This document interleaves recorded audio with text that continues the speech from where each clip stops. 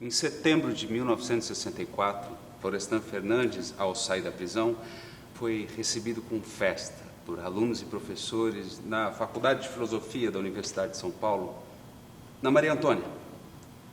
Na época não era comum homens se beijarem, hábito que depois se generalizou até ser ameaçado por um certo coronavírus. Em 1964, um repórter, ao vê-lo beijar Florestan, perguntou a Antônio Cândido: Você e o professor Florestan são parentes? por quê? É que vocês se beijaram no rosto. Se fosse o senhor, eu ficaria preocupado. Só faz essa pergunta quem não tem um amigo para beijar. Sempre que chego ao fim, sei que não terminei. Difícil estabelecer com precisão esse momento. O fim é um ato involuntário. Ponto para se pensar. O avental branco lhe cai bem. Avental ou guarda-pó? Prático e higiênico. Um uniforme Também. Um cientista em seu laboratório é o professor em seu ofício. Um cientista cheio de muitas perguntas e só algumas respostas. é do que você sempre gostou de ser chamado. Professor. Como você. É o que fomos. Você mais do que eu. É o que somos. E isso importa? Fomos ou somos? Nada importa se há tanto distanciamento. Físico. No espaço e no tempo. Se relativos eles, relativa também a distância. Que seja, de qualquer forma, dois corpos não ocupam o mesmo lugar no espaço. Ouça. Ô Antonico, vou lhe pedir um favor, que só depende da sua boa vontade. É necessário uma viração pro Nestor, que está vivendo em grande dificuldade. Ismael Silva, compositor popular, fez uma revolução no samba do Rio no final dos anos 20, depois dos modernistas em São Paulo. Dizia que o samba não era só para dançar, mas para andar e desfilar. Nascia a ideia de escola de samba no bairro do Estácio, onde ele morava. Viemos para falar de samba? Não é má ideia. Sabe quem era o Nestor, que estava vivendo em grande dificuldade? O próprio Ismael Silva, que tinha acabado de sair da prisão, delito de amor. Estava na pior. É o que se pode chamar de um samba em causa própria. Como encontros em tempos de pandemia. Feito conversa à toa, como um hino à amizade. Se é para o que viemos, esperamos o quê? Quem começa? Você, Antônio. Eu seria Antônio? E eu, Antônio, também. E nós, Florestan. O Antônio era mais chegado nessa coisa de cantoria, declamação.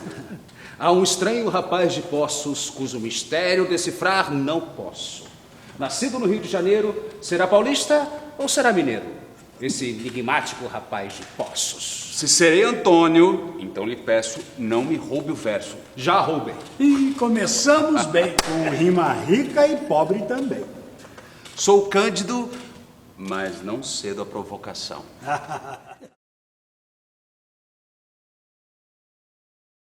Para início de conversa, rapaz de Poços, faço uma recomendação que vale por um conselho. Diga lá. Esqueceu? Está nas primeiras cartas que te escrevi, aspas. Não queira bater papo comigo. Um papinho consiste sempre numa troca de ideias e você sairá perdendo.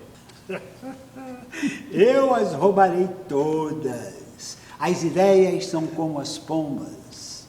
Como sou mais velho, 2 anos, e primeiro assistente, você é só o segundo, do professor Fernando de Azevedo, na Sociologia da USP, tenho o direito de começar com uma pergunta pessoal. A primeira vez que ouvi o nome do Fernando de Azevedo foi de meu pai, que era médico em Poços de Caldas. Um dia, ao voltar de viagem ao Rio, disse que conhecera um sujeito excepcional, Fernando de Azevedo. Você me fez admirar nele o gosto do risco, o amor ao perigo. Não é o que se espera de um educador? E qual é a pergunta, primeiro assistente? Quero saber o sentido desse nosso encontro. Não, isso eu mesmo respondo, sabendo que o moço daria uma resposta diferente da minha. Simples. É um encontro antes que nos esqueçam. Seremos esquecidos? Se é que ainda se lembram de nós. Se estamos aqui, é porque não fomos esquecidos. Ainda. O que importa mais? A obra ou o autor? Quando moço, eu não tinha dúvida que era o autor. Talvez porque a imortalidade seja sonho de juventude. O tempo me fez compreender que as ideias, essas sim, como sementes, elas ficam. E muitas até perdem a autoria e caem em domínio público. Então, mais dia, menos dia, seremos todos esquecidos. Não precisamos nos entristecer. Importa que agora conversamos e vivos somos nesta tentativa de teatro. Eu não tenho nada com isso, é ideia do meu filho. Ao ler as nossas cartas, imaginou que elas pudessem ganhar o palco em forma de teatro. Só não disse que tipo de teatro. Teatro à distância. Teatro. Educação à distância. Educação? Pessoas instruídas, não educadas. Máquinas também podem ser instruídas, educadas não. É isso a era digital pós-pandemia? Não me pergunte, não me pergunte. Sou um ser atolado no passado. Nunca tive fax, sequer e-mail. Ao contrário de você que escreveu em máquina elétrica, eu nunca digitei. Só datilografei toda a minha vida. Mas o teatro é possível? Parece pergunta de agora, mas é tão antiga quanto o próprio teatro. Um dia perguntei a um ator das antigas por que fazia teatro, profissão tão difícil. Para sair de casa, conhecer gente e ser menos ignorante. Sobrou a última razão como possibilidade. Mesmo que seja possível. Para o encontro resultar em teatro, é preciso um elemento fundamental. Conflito dramático.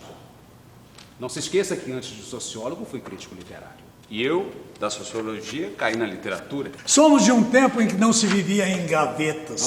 Podia-se estudar, escrever e pesquisar de tudo, sem se preocupar com o lugar de fala. Você não pode falar isso. O quê? Lugar de fala não é do seu tempo. Ainda bem. A nossa faculdade era de filosofia, de ciências, de letras, De muito mais. de antropologia. De folclore, de história. Você foi se envolver com índios. Tupinambá. Você com os caipiras. Parceiros do Rio Bonito. Você com a imigração sírio-libanesa. E os negros. Era tudo misturado. A primeira vez que te vi e conversamos pessoalmente, você lia um livro sobre Buda. E me deu uma aula. A gente já se conhecia. Por carta. 4 de fevereiro de 1942. Sua primeira carta começava se desculpando pela intrometida intimidade e logo me elegia como, aspas, espécie de irmão mais velho. Tinha acabado de entrar na faculdade. Eu não podia ser seu irmão mais velho. Tem razão. Sou filho único de mãe viúva. Viúva? Você seria por toda a vida meu irmão. O único. Naquela primeira carta, modéstia não havia. Não? Nenhuma. Representamos um novo espírito de trabalho. Encaramos tudo sob novos aspectos. Alguns jovens, como nós, encaminham-se para a crítica de análise objetiva, que depende de cultura, bom gosto e hombridade. Nada de unilateralismo prejudicial. E caía de pau no pobre Tristão de Ataíde. O Alceu Amoroso Lima, pensador católico e um dos mais respeitados críticos literários naquela época. Ah, roubos da mocidade. Eu tinha 21 anos e queria o quê? E você também não deixava por menos. Era demolidor no que publicava. Não tenho muita pressa. Ainda estou me preparando para depois acompanhá-lo desajeitadamente, é claro, e aos outros da nossa geração. De uma coisa tenho certeza: derrubaremos o espírito dominante de convencionalismos e pseudo-fecundidade. Como se dizia em Poços, pretensão e água benta não fazem mal a ninguém. Se não tivesse ambição intelectual, não teria trocado a vida das ruas pela faculdade. Não queria viver como vivia, da mão para a boca. Nada se cria de útil e renovador quando se caminha olhando para a ponta do próprio pé, sem perspectiva de futuro, sem um horizonte à frente. E logo você se revelou para mim modelo de homem culto. Não exagere. É o que sempre foi.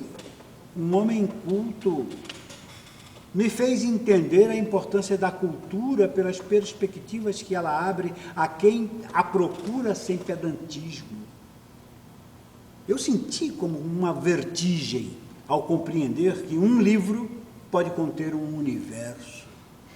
Sempre fui leitor voraz, mas você me deu um norte. Não jogue tanta responsabilidade nas minhas costas. A gente mal se conhecia.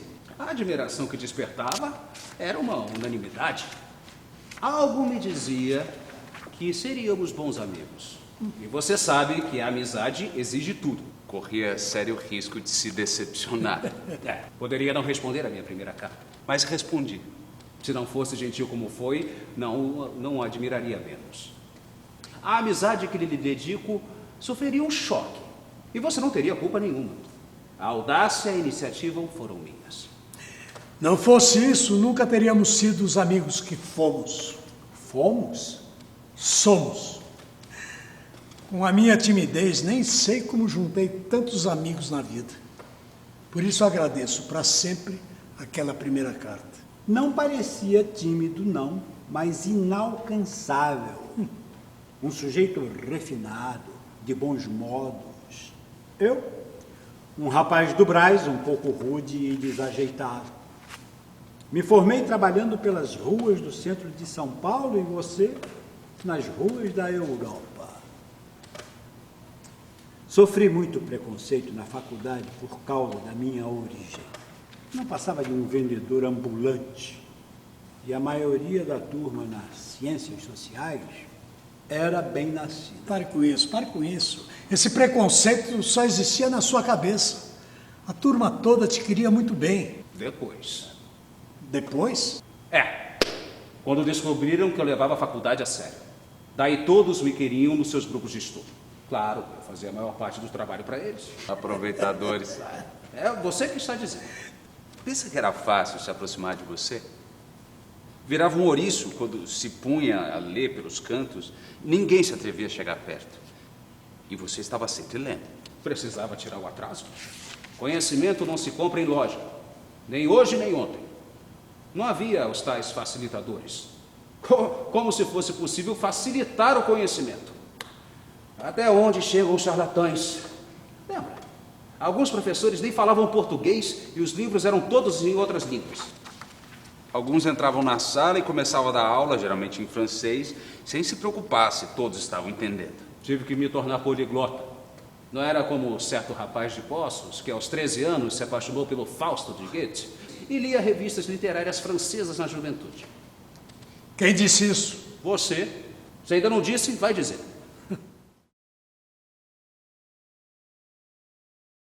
Havia um oceano me separando da minha geração na faculdade.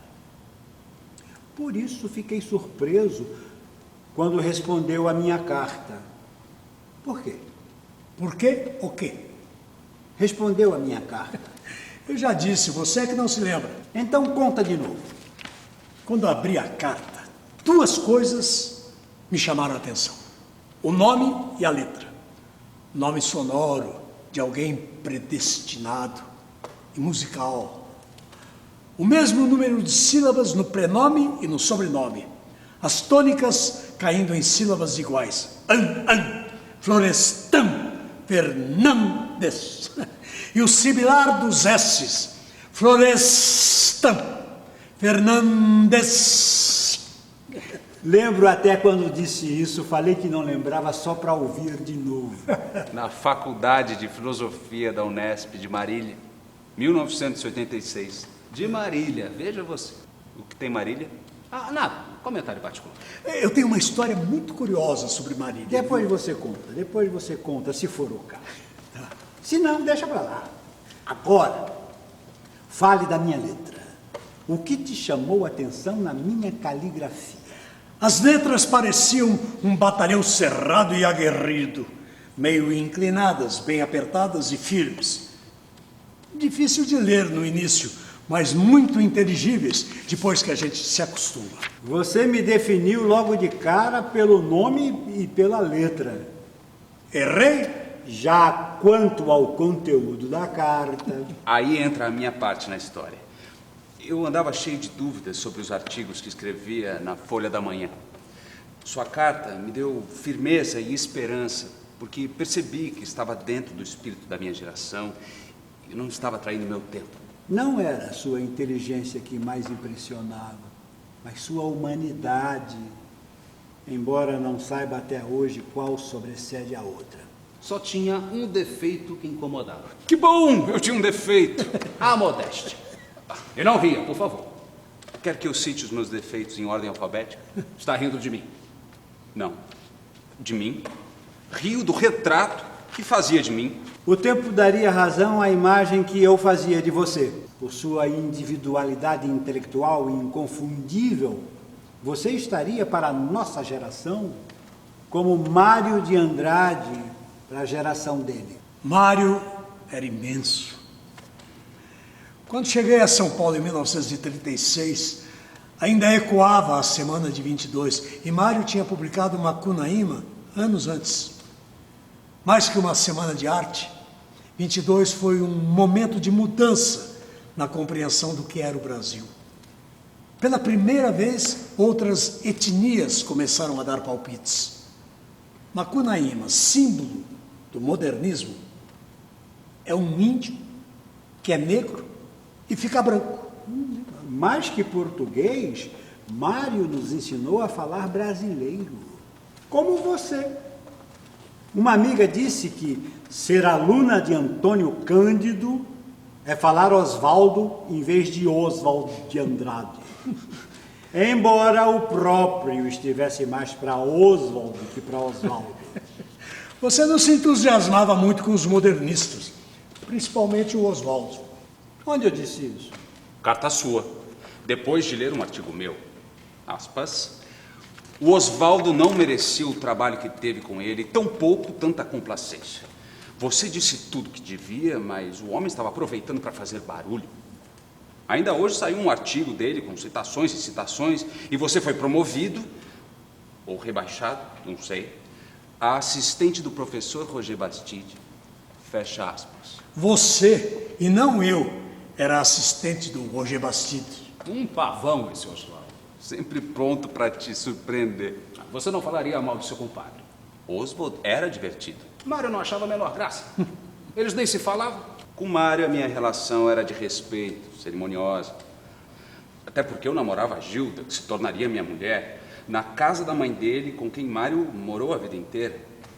Gilda e ele eram aparentados. Seu casamento foi na casa dele. Que demais. Minha admiração pelo Mário era maior que por qualquer outro daquela geração. Evidente, vocês eram almas gêmeas. Só vim a entender isso com o tempo. Em você e nele, a mesma obsessão em entender a geografia, os costumes, os hábitos, a fala, a música da nossa gente. Em vez de Europa, Mário se embriagou de Brasil, como você. Retirado do seu ambiente, o intelectual não tem vida. É planta de estufa que morre precocemente. Isso poderia ser dito pelo Mário. E isso do Mário você poderia dizer. Sempre fui contra a arte desinteressada. A arte tem de servir. O artista não só deve, mas tem que desistir de si mesmo. O princípio da arte desse nosso tempo é o princípio da revolução. Da revolução, da transformação, da ruptura. Como o conhecimento. São coisas que aprendi com Mário e você. Nunca fiz o elogio à ignorância, como os que se vangloriam de ser alguma coisa na vida sem precisar estudar nem frequentar a escola. Eu não aceitei morrer Vicente. Você era o Florestan que deixou de ser Vicente. E ele era o Mário que fingia ser Florestan. Como assim? Florestan era um dos pseudônimos dele na Ariel, revista de música que ele editava. Como não podia pagar colaboradores, Mário escrevia a maioria dos artigos. Carta do Mário de Andrade a Sérgio Méliès, pedindo que convencesse alguns amigos a escrever para a revista. Sem pagamento, naturalmente. Tomei a direção da revista para piorá-la, torná-la acessível a esse público bunda do Brasil. Eu fiz uma revista informativa, mais variada, sem artigos pesados, cheia de notícias idiotas e elogio todo mundo. Belo pseudônimo, Florestan. Não se pavoneie. Por que não? Na época, 1923, 1924, você ainda usava fralda. Então esse Florestan não era eu? Não. Era da ópera Fidelio de Beethoven.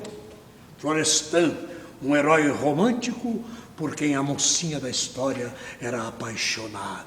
Herói romântico. E preso político. Ah, esse era eu. Nos dias da primavera da vida, a felicidade fugiu de mim. Ousei dizer a verdade. E as prisões foram minha recompensa. Eu falava isso. Cantava. Se eu soubesse disso na época, que Mário usava meu nome como pseudônimo. Seu nome? Nome do herói de Beethoven, que por acaso era também meu. Esse meu nome foi homenagem da minha mãe a certo Florestan, motorista de Praça do Brás, que ajudava muito ela. Como era um nome esquisito, minha madrinha, Dona Hermínia Bresser, me chamava de Vicente. E para todos fiquei sendo Vicente. Se eu soubesse que Mário de Andrade queria ser Florestan, faria o quê? Primeiro, contaria para Dona Hermínia, que não me chamaria mais de Vicente. Fina como era, ficaria toda orgulhosa de saber que eu tinha o nome de herói de Beethoven. Segundo, teria eu mesmo me apresentado ao Mário. Muito prazer, eu sou Florestan. Ele cairia duro para trás. Um fantasma! Não ficaria esperando a sua boa vontade. Não vem não, senhor. Não. Na primeira oportunidade que tive, eu te apresentei para o Mário. Precisei ficar pedindo. Me apresenta para ele. Ô, Cândido, me apresenta para o Mário, Cândido, me apresenta. No Teatro Municipal. Fiquei com a perna bamba quando ele disse que já me conhecia. Leitor dos meus artigos. Imagina, Mário de Andrade lia o que eu escrevia sobre folclore. Logo ele que sabia tudo de folclore, de música, de tudo. Um baita elogio. Ainda mais vindo dele, que não era de bajular. Eu tinha 22 anos, mal tinha deixado de ser Vicente. Ainda estava me acostumando a ser Florestan Fernandes. Mário é um desses essenciais. Quando era ninguém, Antônio Carlos Jobim, o Tom Jobim, foi marcado pelos conselhos de Mário a um jovem compositor. Ele diria: olha, se você não tiver nenhum talento, faça música brasileira. Se tiver algum talento, faça música brasileira. E se você for um gênio, faça música brasileira. Quando da brisa no açoite a flor da noite se acurvou, fui encontrar com a maroca meu amor. Eu senti na alma um golpe duro, quando ao muro já no escuro meu olhar andou buscando a cara dela e não achou. Minha viola gemeu, meu coração estremeceu, minha viola quebrou, meu coração me deixou. De novo.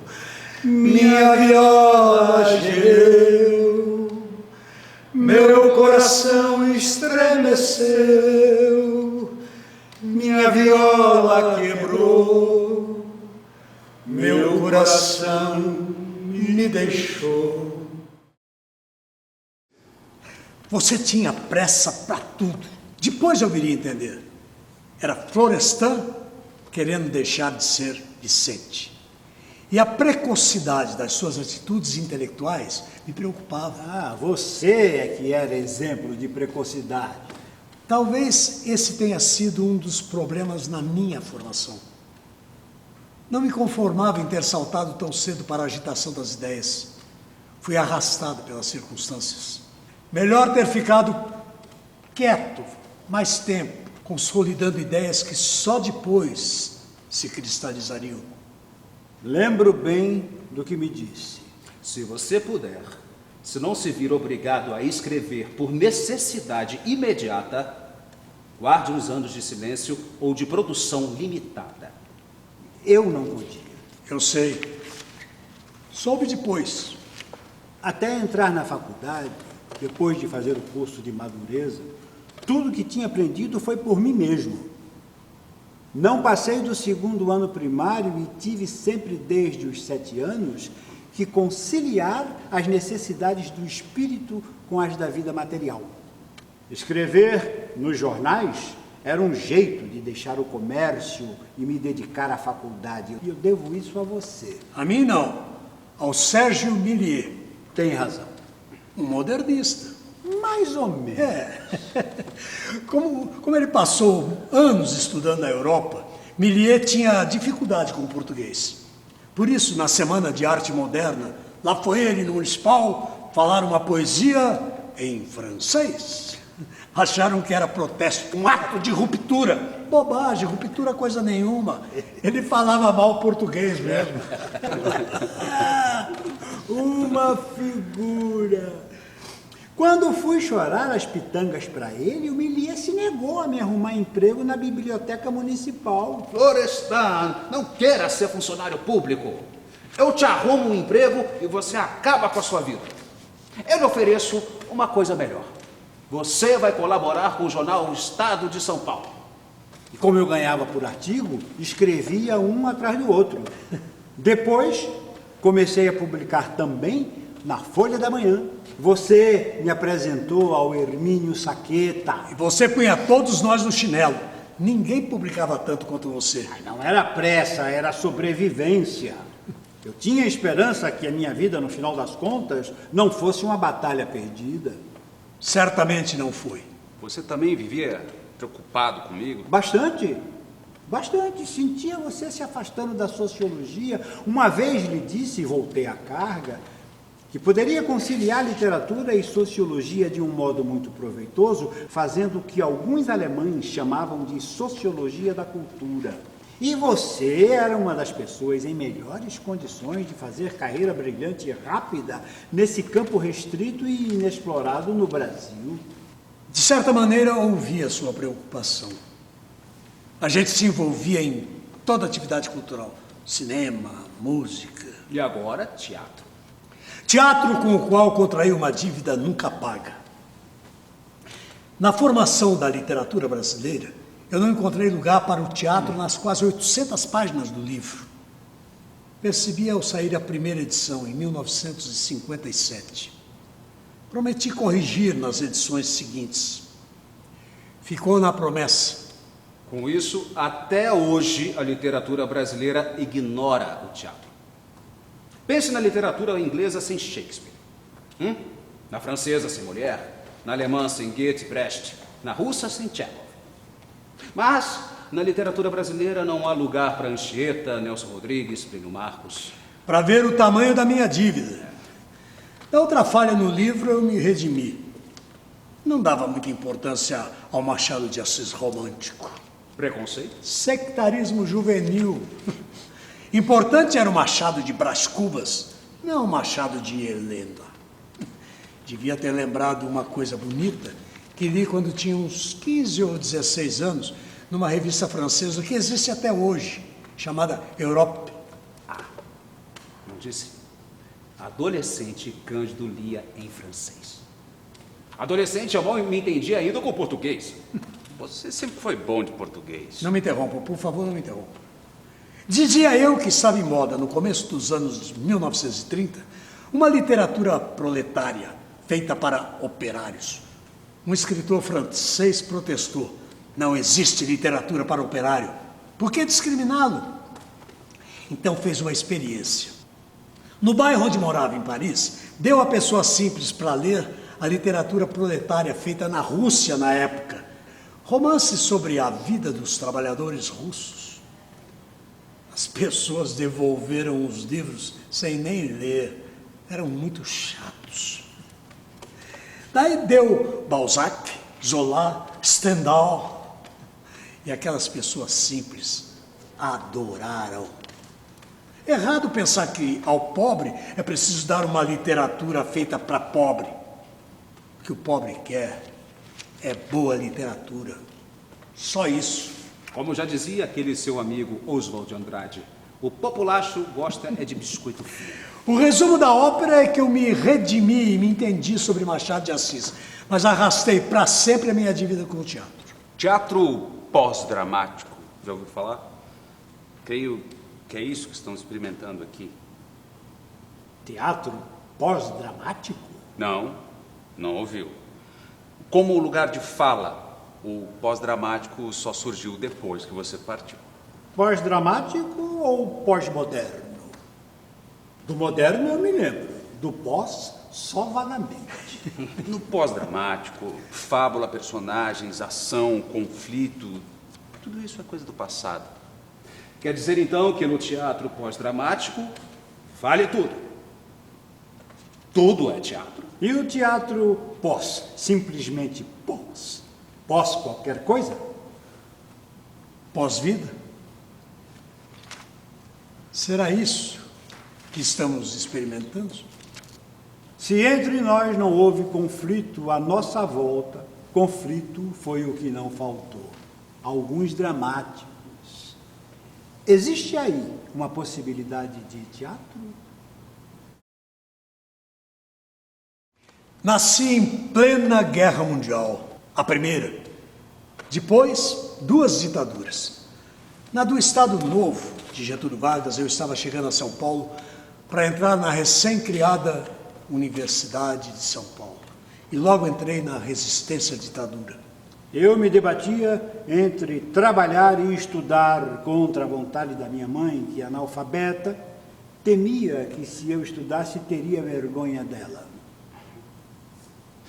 Quando se é muito jovem, 2 anos fazem diferença. Em 1937, eu já tinha 19 anos. Eu ainda era o Vicente querendo ser Florestan. Você fazia política sem precisar de partido, ao contrário de nós outros. Eu não me ligava nas disputas dos grupos políticos. Militei do meu jeito a vida toda. Não tenho temperamento político, nem espírito associativo, nem ânimo combativo, nunca tive. Sou a própria negação disso tudo. Você pode perguntar, então, por que passei a vida envolvido na política? Por consciência do dever. Me interesso pelas ideias políticas, sobretudo pelos ideais políticos. Na segunda ditadura, a de 1964, enfrentamos juntos. Você mais que eu. Graças à literatura, fui poupado pela repressão. Acredite se quiser. Por que eu não acreditaria? No dia 2 de abril de 1964, portanto, 2 dias depois do golpe militar, eu vinha subindo aqui, a rua Doutor Villanova, aqui em frente ao teatro, e ao virar na Maria Antônia, uma multidão de alunos vinha no sentido contrário. Professor, volte, não estão deixando ninguém entrar na faculdade. Eu falei, eu vou entrar. Quando cheguei na porta, um soldado me barrou. O senhor é professor aqui? Sou. Qual a seção? Letras. Ah, bom, letras, pode entrar. Eu achei aquilo sintomático. Graças a isso, eu fiquei resguardado e pude ajudar na resistência. Você que agitou aquela festa para mim na faculdade quando saí da cadeia e me recebeu com um beijo. Não só eu. Dedicar tantos anos ao curso de letras na faculdade de Assis me afastou da agitação dos primeiros anos da década de 1960. Quando voltei do interior, logo veio o golpe, de modo que a repressão não tinha ideia de quem eu era. Em seguida, fui dar aula na Sorbonne, em Paris. Não há o que lamentar. Não lamento nada. Só digo que a ditadura de 1964 nos atingiu de formas diferentes. Foi mais violenta com você e sua família, de quem teve de se afastar. Em suas circunstâncias, a história avança inexorável e exige que não abandonemos a utopia que dá sentido ao ato de existir. É a utopia que nos faz ascender acima dos nossos limites. E é preciso estar atento, porque a qualquer momento a humanidade é capaz de reverter aos piores padrões da barbárie. Interessante que quando a gente se conheceu não falávamos de política, que eu lembro. Nem adiantava. Você apostava que sua turma era dona da verdade? Se não éramos donos da verdade, éramos com certeza os principais acionistas. Sempre houve polarização, pelo menos desde os anos de 1930, uma década de radicalização no Brasil e no mundo. Os intelectuais tiveram que optar entre ser liberais ou fascistas, comunistas ou anarquistas. Um amigo, Paulo Emílio Salles Gomes, chegava a dizer que era melhor ser claramente de direita do que não ser nada. E os comunistas ou eram stalinistas ou trotskistas. Eles nem se olhavam na cara. Um amigo do Partido Comunista, quando soube que eu andava com trotskistas como o Hermínio Saqueta, deixou de me cumprimentar. Ser chamado de trotskista era um xingamento dos piores. Muitos nem sabiam o que queriam dizer. Achavam que era sinônimo de salafrário, delator ou coisa parecida. Trotskista! Trotskista! Truquetista! Trotskista! Trotskista! Truquetista! Truquista! Trotskista! Trotskista! Hoje você acha graça, mas quando o Saqueta me convidou, você não queria que eu entrasse no grupo trotskista. Porque intelectualmente não seria bom. Você logo confrontaria as divergências do grupo, e foi o que aconteceu. Tanto que depois, quando quis se afastar, concordei. Defendi que se dedicasse ao trabalho acadêmico. E não estava errado. Na atividade intelectual, faria algo mais produtivo e importante. Um intelectual divergente, que fizesse o que você fazia na sociologia, teria uma ação de natureza política, ainda que não partidária e específica. Você sempre me conheceu melhor que ninguém. Foi um tempo de grandes esperanças. E quando penso nos jovens de hoje, lamento que não tenham vivido as expectativas eufóricas e enganadoras do meu tempo. Nosso tempo. Até que você ingressou no Partido dos Trabalhadores. 40 anos depois. No PT você estava mais à esquerda e eu mais à direita. Não use essa palavra a seu respeito. Não estou dizendo que eu era de direita, mas que num partido de esquerda eu estava mais à sua direita. Não use essa palavra. Está bem. Não se irrite. Eu não estou irritado. Está. E quando perde a paciência, é agressivo e duro. Nunca fui agressivo com você. Nunca. Comigo, não.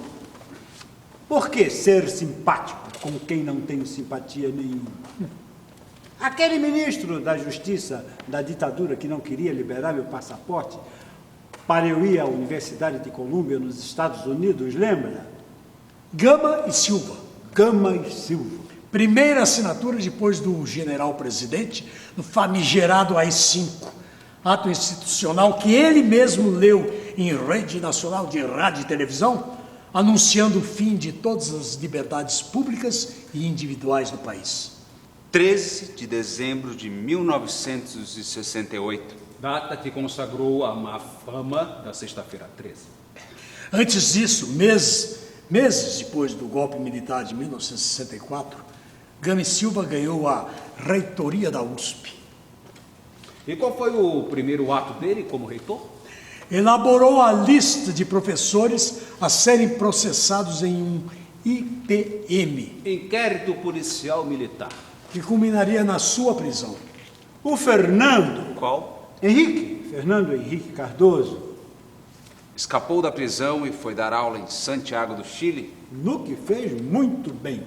Ele insistiu para eu ir também, que as portas estavam abertas para mim, mas era uma escolha difícil ficar ou sair do Brasil naquele momento. Por favor, leia os trechos da carta que escrevi ao Fernando em 11 de julho de 1964, 3 meses depois do golpe militar. Melhor você mesmo ler.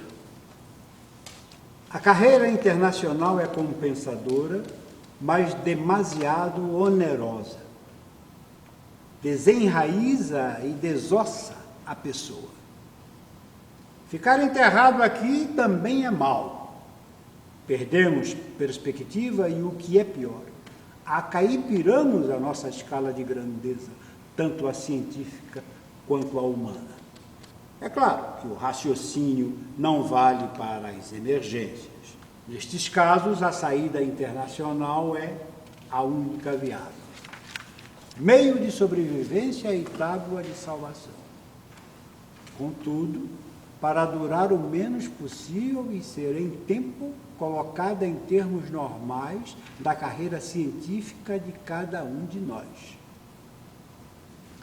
Ir para o estrangeiro, que sempre foi um dos traços do nosso provincianismo intelectual, está se convertendo em ideal de vida.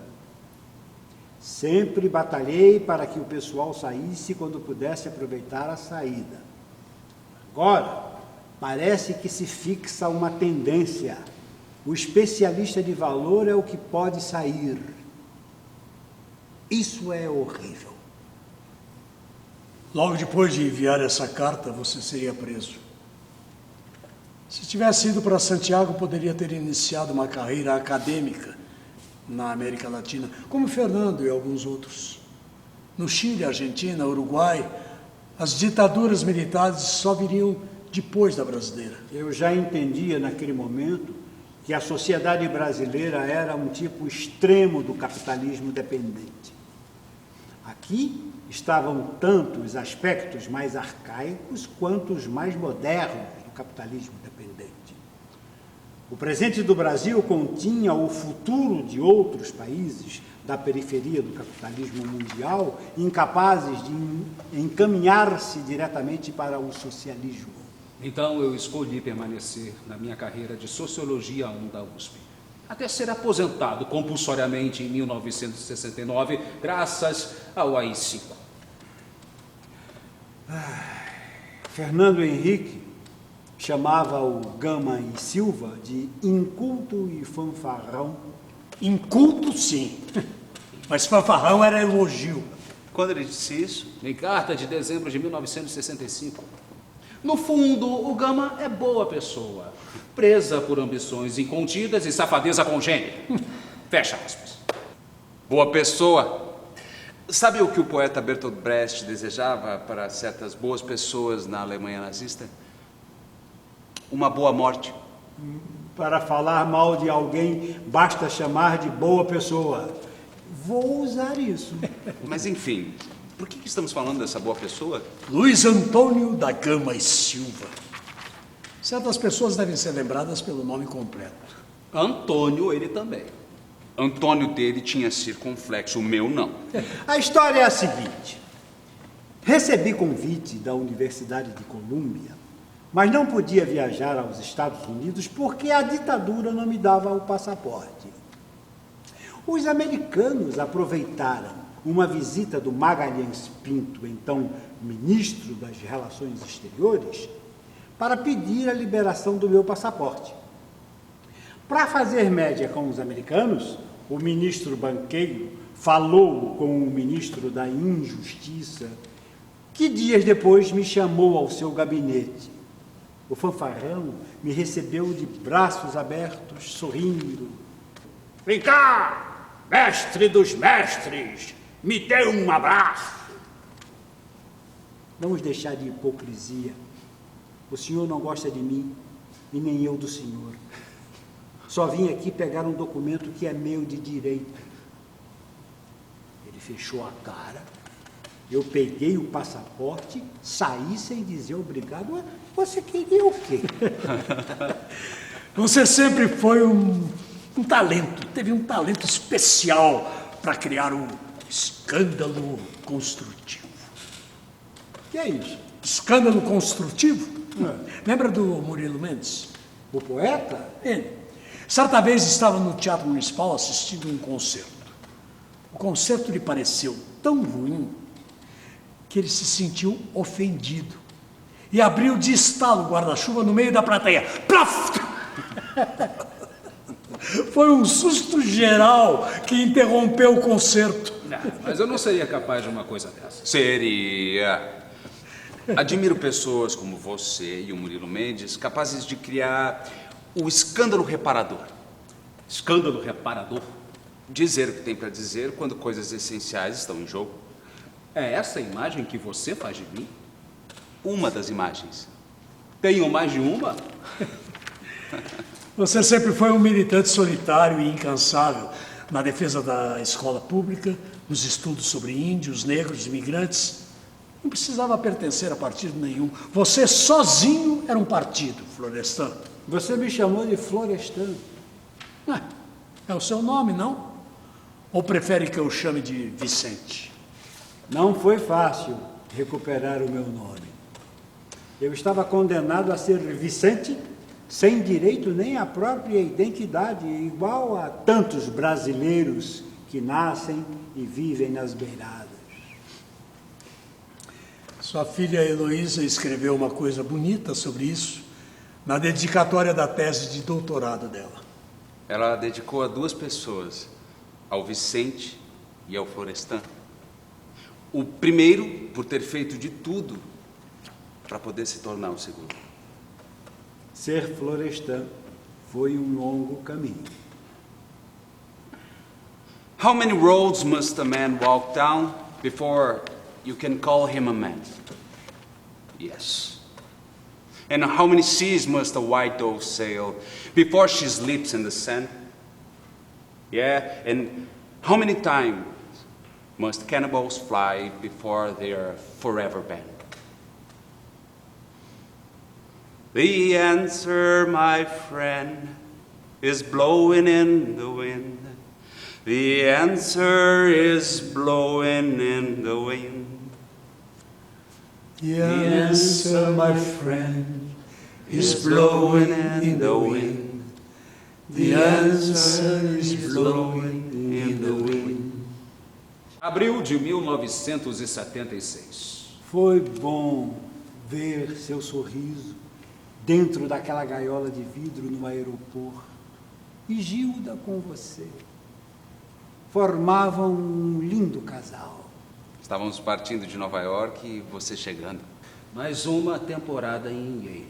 Te achei triste atrás daquele sorriso que nos devolveu, através da parede de vidro que nos separava. Não era tristeza. Eu estava me perguntando o que fazia da minha vida. Você sempre foi muito querido em todas as universidades que trabalhou, nos Estados Unidos, na Alemanha, Canadá, México. Tive vontade de mudar meus planos e me juntar a vocês, jogar tudo para o alto. Você sempre me socorreu na minha solidão, desde que fui a Paris pela primeira vez. Estava vagando pela cidade sem paradeiro e, de repente, com quem eu topo? Você e Gilda. Imagina o nosso espanto. Mas vocês sabiam que eu estava em Paris. Não, só que estava na Europa, não em Paris.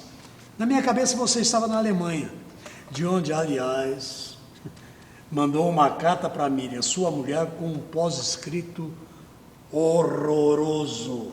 Eu não me lembro de pós-escrito nenhum. Quando Miriam me mostrou essa carta, eu tive que conter o riso. Ah, mas o que foi que eu escrevi de tão engraçado? Não tinha graça nenhuma, mas se caísse em certos ouvidos, Ah, mas o que eu escrevi? literalmente. Literalmente. Aspas.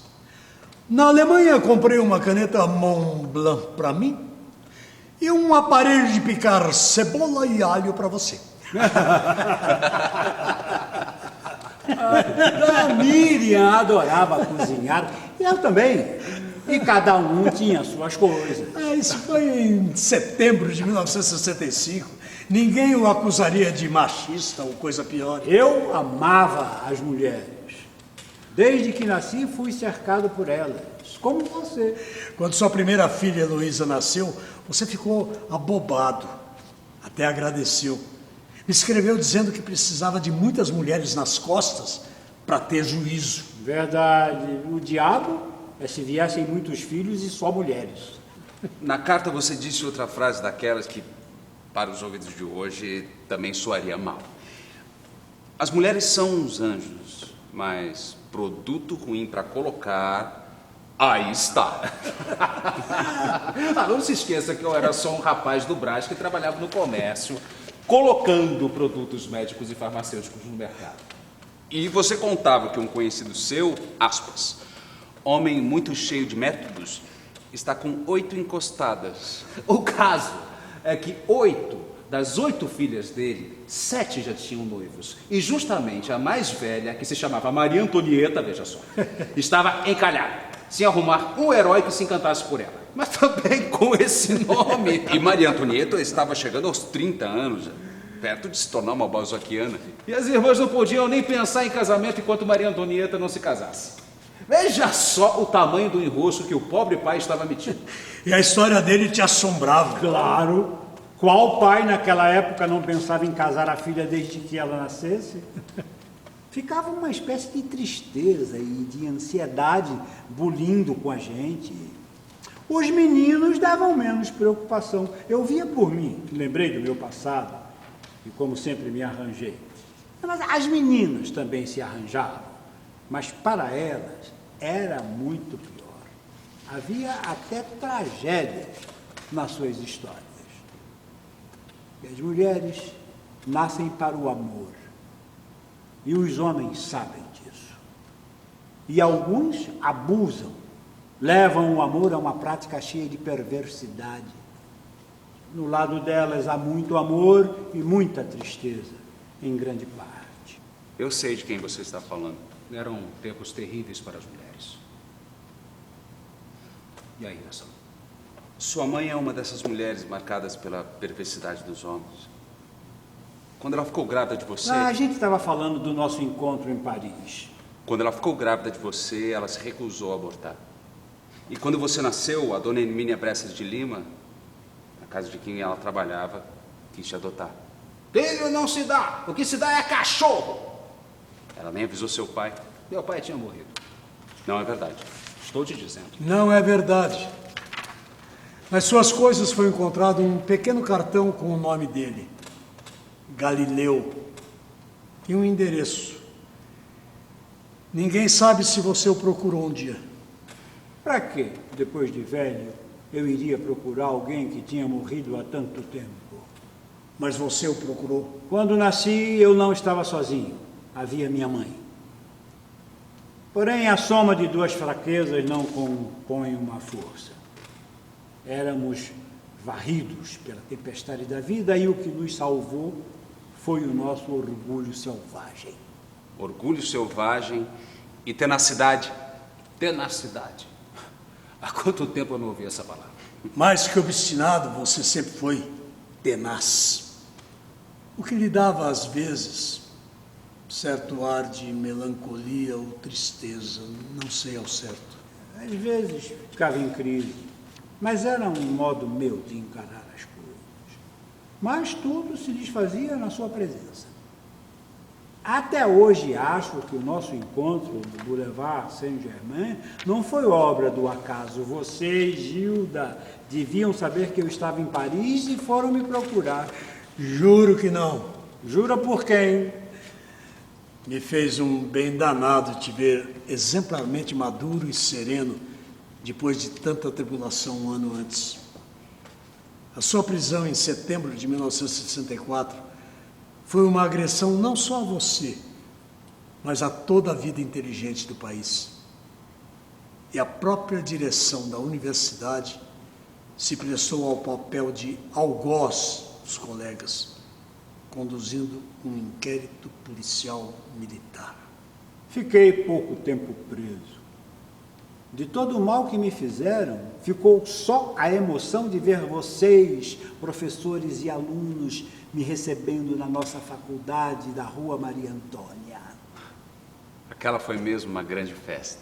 Foi quando nos beijamos no rosto e o repórter perguntou se éramos irmãos. Um ano depois, outra emoção foi encontrar você e Gilda em Paris.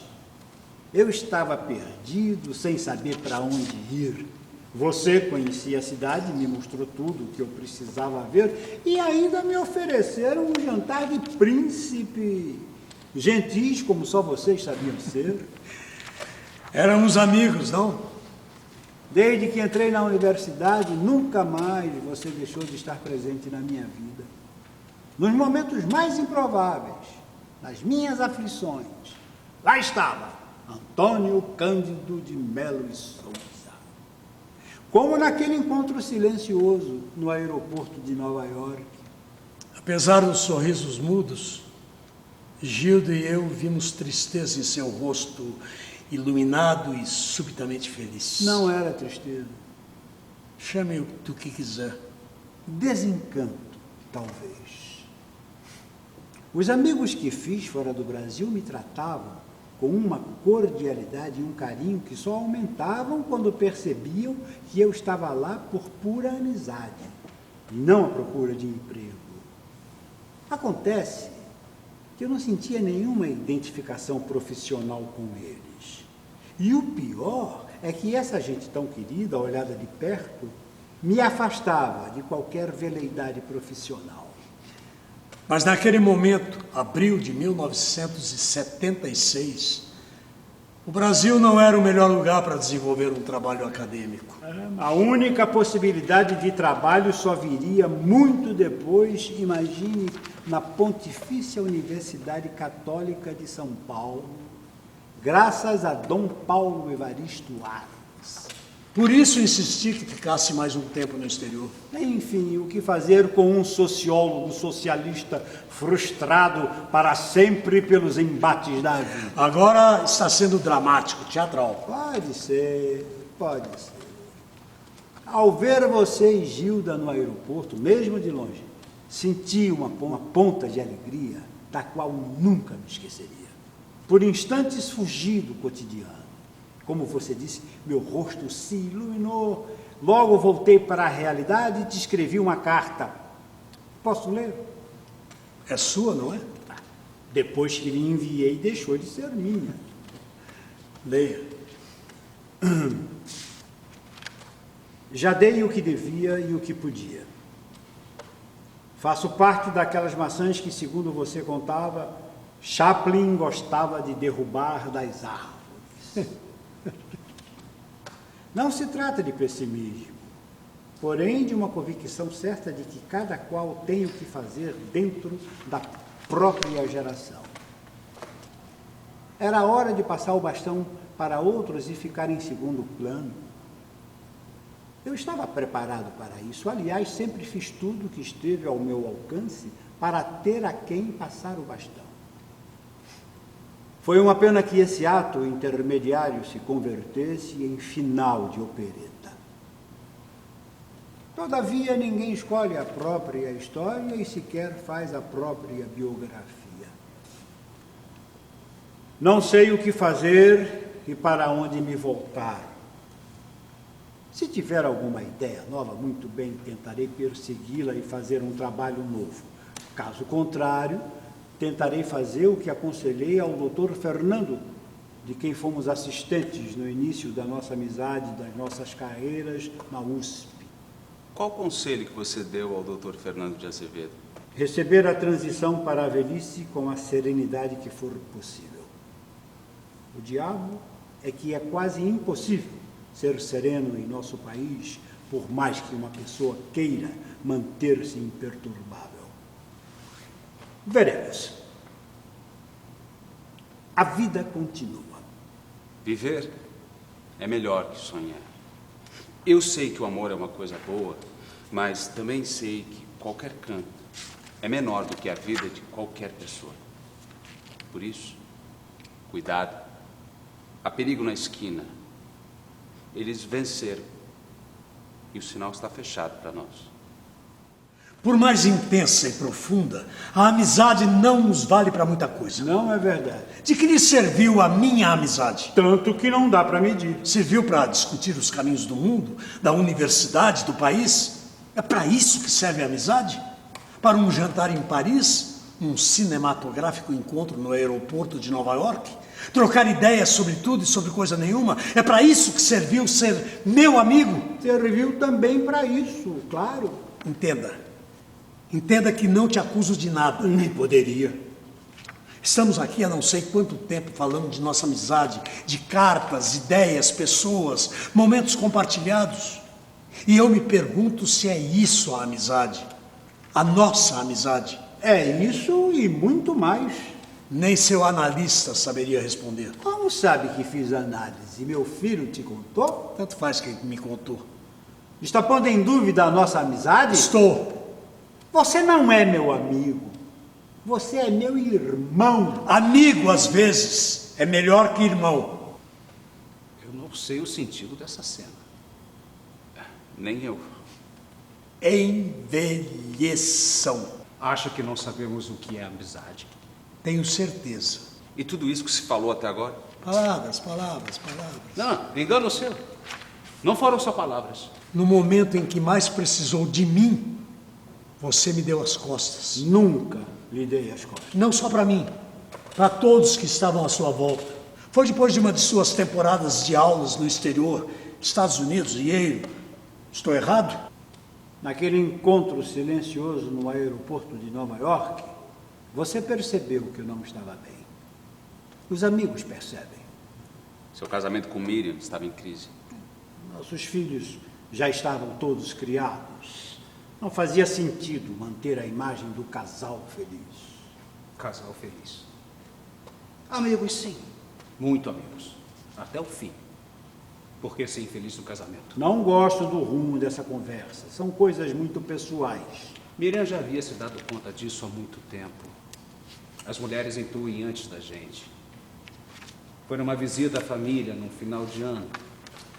Ela insistiu para eu deixar a Universidade de Toronto, voltar ao Brasil e aceitar uma bolsa na Fundação Volkswagen, que garantiria um período de tranquilidade financeira. Eu já havia recusado a oferta melhor da Fundação Ford quando ela financiou a criação do SEBRAP. Centro Brasileiro de Análise e Planejamento. Criado por seus amigos, que estavam todos lá. Paul Singer, Fernando Henrique, Otaviani, Chico de Oliveira, até você. Até eu. Talvez eu tenha errado em me colocar de forma radical, mas não poderia ter agido de outro modo. Miriam compreendeu minha recusa e essas responsabilidades de trabalho no Brasil. E corajosamente segurou a família enquanto escolhi trabalhar no exterior. Até que se cansou. Desculpe, mas não vou escancarar a minha vida pessoal. Miriam simplesmente saiu de casa. Não insista. E mesmo separados, ela esteve sempre presente. Foi o que te salvou. Quem um dia não quis morrer de amor? Eu quis. Uma paixão tardia por uma aluna. E de repente você estava sozinho. Saúde ruim, Cirrose. graças a uma hepatite C contraída numa transfusão de sangue. Já ouvi que viver cansa. Não é a vida que cansa. É a impossibilidade de viver por doença ou por amor. No que me toca, quero viver até cansar. Até o 100. Ou quase. Há sempre um momento em que a gente se pergunta o que fez da vida. E eu tive esse momento quando me vi numa casa enorme sozinho. Miriam tinha ido embora, os filhos também. Certa noite eu não consegui pregar o olho, o pensamento desconexo. Engoli um punhado de comprimidos com uísque e dormi. De manhã, a senhora que preparava o almoço e arrumava a casa estranhou que eu não estivesse em pé. Miriam estava fora de São Paulo. Por uma estranha intuição, ela telefonou. Já bati na porta, mas ele não acordou. Ouviu da senhora que inutilmente tentou me acordar. Miriam ligou para nossa filha, a Heloísa, que chegou, chamou uma ambulância. Foi o que me salvou. Nessas horas é que me pergunto de que servem os amigos. Não para isso. Solidão não se compartilha ou não é solidão. Mas talvez, se estivéssemos mais próximos. Talvez não existe. E você não estava em São Paulo. Devia estar na sua casa em Poços de Caldas ou no Rio, não sei. Você teria morrido sem um gesto ou uma palavra minha para impedir. E questionei a nossa amizade. De que adiantaria termos sido tão amigos? Irmãos. Irmãos. Você 2 anos mais velho. A gente aniversariava quase no mesmo dia. Julho. Eu dia 22, você dia 24. Já havia experimentado a solidão no frio do Canadá, longe da minha família, do meu país, da minha faculdade. Caí em depressão e só me livrei dela aceitando o convite dos amigos para jantar em suas casas. Era uma solidão diferente da qual se pode falar sem constrangimento. Não a solidão que nasce da falta de sentido na vida. Eu só havia vivido coisa parecida quando criança, quando era Vicente. Mas então eu não estava sozinho. Havia minha mãe. Não há maior solidão que a vida familiar. A gente aprende isso quando pequeno. E depois esquece. Chegando aos 60 anos, pensei, eu tenho uma vida vivida. Isso é importante. Agora é preciso ver qual o meu horizonte intelectual, porque a idade não é um valor. Pode-se viver vegetativamente ou de forma criadora. A cirrose já me impunha cuidados demais e eu me atirei mais ainda no trabalho. Eu não tinha mais tempo a perder. Perto de você, todos nós éramos arrematados bichos preguiça. Impossível te acompanhar. Eu não sei onde você encontrava tempo para tanta coisa. Com 22 anos eu escrevia na revista Sociologia, no Estadão e na Folha da Manhã. Naquela época, São Paulo era uma cidade provinciana. O fato de alguém publicar um artigo no Estadão e na Folha no mesmo dia era como se tivesse ido à lua e voltado. Isso dava à pessoa uma notoriedade que ninguém naquele momento ganharia ao longo de uma carreira de 20 ou 30 anos, nem publicando 3 teses. Seus artigos sobre literatura eram tão bons que cheguei a te proibir de fazer crítica literária regularmente para não estragar o meu cartaz. Foi o trabalho que me salvou da depressão e da convivência com a cirrose. Ele não me deixava pensar em bobagem. O que te curou não foi o trabalho, nem médico algum. Foi a política. Na campanha eleitoral de 1986, já comecei a me sentir outro. Quando soube que você sairia candidato a deputado federal, demorei para acreditar. Não sei porquê. Fiz política a vida inteira. Não dentro de um partido. Partido que você ajudou a fundar e nem me convidou. Para quê? Eu já disse, você sozinho era um partido. Difícil te imaginar com carteirinha de partido. Difícil me imaginar não seguindo a minha própria cabeça. O partido já tinha alguns candidatos ligados à universidade, mas todos jovens. Precisavam de alguém da sua estatura. Não sabia que era questão de estatura. Júnior, meu filho, sempre ele, me convenceu a ir falar com o presidente do partido. Luiz Inácio. O próprio, que me convidou formalmente para concorrer a deputado constituinte pelo partido.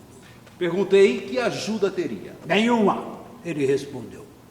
O partido não tinha recursos. Teria que me virar sozinho. Foi o que me convenceu a ser candidato. não aceitaria, mesmo simbolicamente, que os trabalhadores pagassem a conta. Fiz uma campanha igual àquelas do passado, como a de defesa do ensino público nos anos 50, que mobilizou as pessoas pelas ideias e por nenhuma outra razão. Foi a oportunidade de fazer a grande síntese da sua vida, fundindo pensamento e ação política num contexto do mais sério interesse nacional. Logo ficou claro que o que te faltava era uma boa agitação política. Ela faria mais pela sua saúde que todos os médicos e medicamentos. Senti confiança quando fui ao banco levar a contribuição mensal do carnê de sua campanha e eu ouvi da bancária, da funcionária do banco. Ah, Florestan Fernandes, um bom candidato. Finalmente você fazia parte de um partido. No carro, depois que aceitei ser candidato, meu filho perguntou por quê. No Brasil, nunca haverá um partido de fato socialista como sempre desejei. Naquela altura da vida, poderia ser útil numa Assembleia Constituinte, numa tentativa de demonstrar minha coerência e lealdade para com o movimento proletário. Com 66 anos, ou faço o que posso ou não farei nada. Se falhar, falharei com boas intenções. Você foi o segundo mais votado do partido na eleição de 1986. Quase empatado com o Plínio de Arruda Sampaio. Em Brasília, tive uma conversa cordial com o presidente do partido e lhe disse: tenho poucas qualificações, não sou político profissional, mas me orgulho de participar desse processo do PT. Sou filho único de mãe solteira, analfabeta e empregada doméstica. Fui engraxate e dei duro desde criança para estudar e chegar até aqui. O trabalho é boa escola, mas é a cultura que lhe dá sentido e eu precisei ir atrás. Portanto, em matéria de origem e vida difícil, o páreo entre nós é duro. Você disse isso para ele? Ele riu. Você é um intelectual com todo o requinte que a cultura das classes dominantes pode proporcionar, mas nunca perdeu uma profunda identificação com os espoliados. Uma raríssima combinação que faz de você o raro exemplo que é. Fui criado como filho de gente abastada. Meus pais me colocaram um colarinho engomado e me educaram na prática da arte de mandar. Mas quando cresci, olhei à minha volta e me recusei a ficar entre os da minha classe. Eu me recusei a dar ordens e a ser servido. Deixei a minha classe para me associar às pessoas consideradas inferiores. Bertolt Brecht. O fato é que sua independência não combinava com disciplina partidária. Jamais poderia imaginar você sendo patrulhado por ninguém. O partido não pode se queixar de mim. Claro que tinha minhas divergências. Todo partido político precisa ter correntes em conflito para que haja democracia interna. E desde que ingressei no partido, eu segui a sua marcha. Mas se essa marcha se revelasse deficiente ou indesejável, eu voltaria à minha condição de militante solitário. Você se tornou um dos deputados mais queridos do Congresso, até por gente de outros partidos e que se opunham às suas ideias. Ulisses Guimarães, presidente da Assembleia Constituinte do PMDB, ligava para Miriam reclamando que você se alimentava mal, dormia pouco e ficava até tarde no plenário e nas comissões do Congresso. Sabe a distância das salas, das comissões até o plenário? Nunca xinguei tanto o Oscar Niemeyer. O que o coitado do arquiteto tinha a ver com isso? Coitado, quando imaginou o prédio do Congresso, Niemeyer era jovem e não pensou que um velho deputado teria que se arrastar com a sua bengala e percorrer distâncias infinitas do seu gabinete até o plenário. A melhor escola que encontrei para conhecer o Brasil a partir do topo das elites foi o Congresso. E dali pude ver como atuam as elites econômicas, culturais, jurídicas e militares por meio dos deputados e senadores que elas elegem. Assim, pude conhecer melhor a sociedade brasileira e os processos de concentração de poder, de riqueza e de cultura que são mantidos de maneira ferrenha.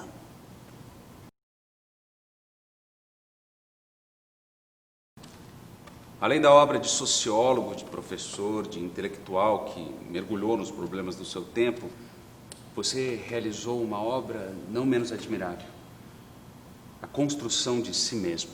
Você falou isso depois que eu parti. Sim, mas você já tinha ouvido isso de mim. Talvez não com essas palavras. Sua amizade é que me fez melhor do que eu era, na verdade. No fim da Constituinte, o partido se recusou a votar a nova Constituição. E você criticou isso dentro e fora do partido. Era preciso lembrar, até para os marxistas, que Lenin sempre foi um adversário realista, mas flexível das ilusões constitucionais. A pressão para não votar a Constituição partia de um ponto de vista míope, que via os chifres maiores que o boi. Claro, a Constituição era desigual, com alguns avanços, mas sem atender às nossas bandeiras de luta. Ela ficava aquém do que eu, marxista e socialista, sonhei e busquei. Aquém do necessário para uma transformação estrutural da sociedade. Mas ficar aquém, todavia, não é o mesmo de só servir para a lata de lixo da história. Sempre fui um militante solitário, desde os idos de 1940. Somos o que fomos, ou então não somos nada. Ajudei a fazer uma Constituição que começou tentando ser a melhor possível e acabou sendo aquilo que merecemos. Você disse que em algum lugar que ama a literatura brasileira. Por quê? Porque ela é a única literatura que possuímos. Vou além. Amo a Universidade de São Paulo e outras universidades, pois elas podem nos levar além daquilo que possuímos. Que o futuro nos permita construir a universidade que está nos nossos corações e mentes e nas necessidades do povo brasileiro. Uma universidade que abrigue todos os talentos, não só os das classes dominantes, mas também das classes de baixo, da classe média em proletarização, dos trabalhadores da cidade e dos campos, dos negros e todos os oprimidos. Que seja extinta a cultura da ignorância que diz que o povo não precisa nada disso para ser feliz. A nossa resposta é que o povo precisa não só de alimentos, de habitação, de assistência médica. Precisa de cultura, de consciência crítica para ser capaz de universalizar a cidadania e contribuir para o crescimento da civilização moderna. Espírito crítico para combater não só uma elite de espírito estreito que tornou miserável um país rico, mas para combater esse pensamento que instrumentaliza a tecnologia e se deixa escravizar por ela. Esse pensamento que leva países como o nosso a abandonar a pesquisa básica construída pela imaginação científica, filosófica e artística. Seremos capazes de construir uma universidade nova como alicerce da renovação da civilização, no sentido de eliminar a barbárie e criar uma sociedade verdadeiramente democrática, igualitária, na qual reine a felicidade humana? Esta é a pergunta que nos cabe responder. Quanto aos partidos, ou eles mudam seu modo de ser, ou a sociedade civil passa por cima deles como um trator esmagando-os. O tempo não oferece respiro ao rancor autodefensivo das classes dominantes. Ao contrário, ele põe as burguesias dos países-chave da periferia contra a parede. Ou elas buscam alternativas próprias e independentes, abertas à revolução democrática, ou elas irão pelos ares com sua ordem social pervertida de privilégios seculares. No final do segundo mandato de deputado, voltei para casa. O aprendizado no Congresso havia terminado.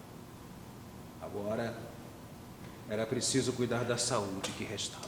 Você ainda teria tempo de ver um amigo e ex-aluno eleito presidente da República.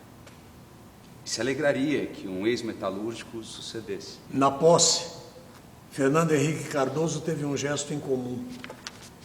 Antes de prestar juramento à Constituição, pediu licença e desceu ao plenário do Congresso. Foi abraçar o velho professor. E eu lhe disse no ouvido: veja bem, Fernando, eu não crio gatos, crio tigres. E lhe desejei boa sorte. O resto não sei. É história. Antes de ir embora, uma palavrinha. Você não precisava fazer o que fez, mas me deixou emocionadíssimo. Sair doente, se arrastando com sua bengala para me comprar uma gravata de presente de aniversário. Para que isso, meu amigo? Irmão, Não pude entregar pessoalmente. Eu não estava em São Paulo. Logo fui para o hospital, de onde não saí mais. Seu neto me entregou. Depois que você partiu. Que bom. Gostou da gravata?